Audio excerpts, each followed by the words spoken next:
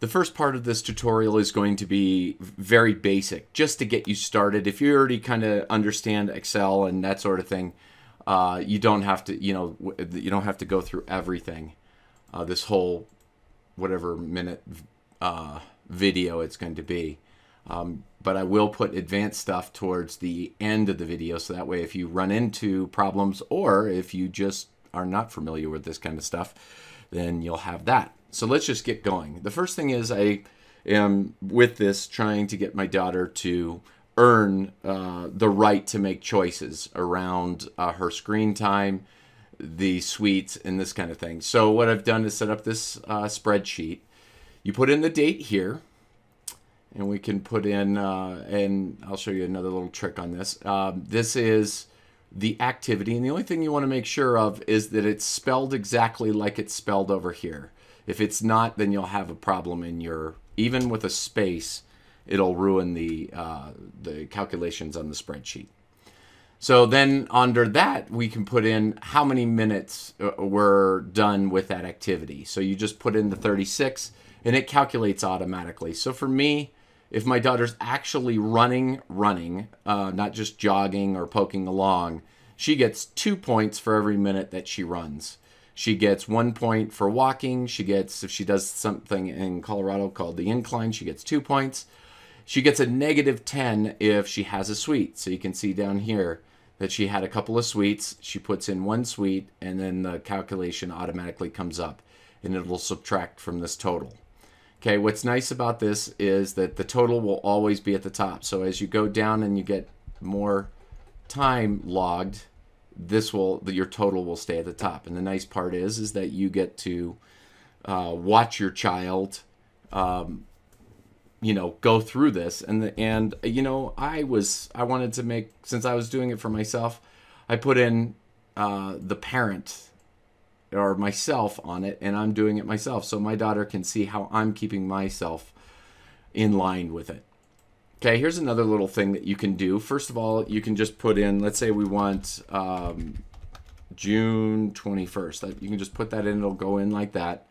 And then you just need to get rid of this a value, which is a placeholder, and you always need to have a star, and there's a placeholder.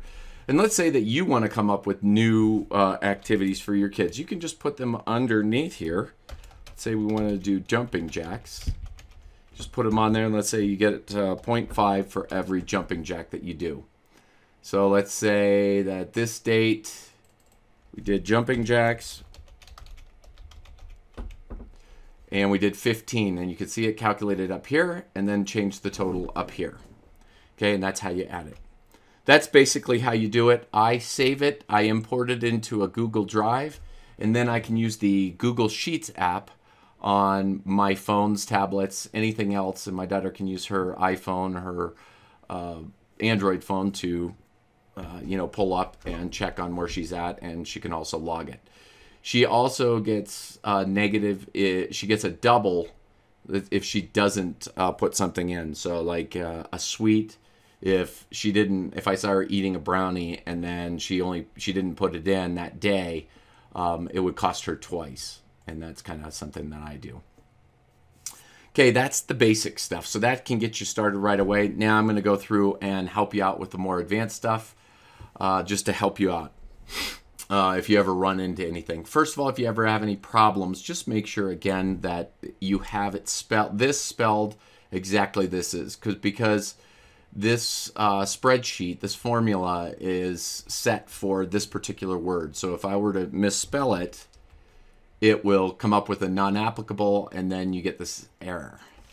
Okay, so you would hit that way there. And then let's see, what else would you have issues with? Okay, so never touch this column here. This will just show you how much time that you've got going on here.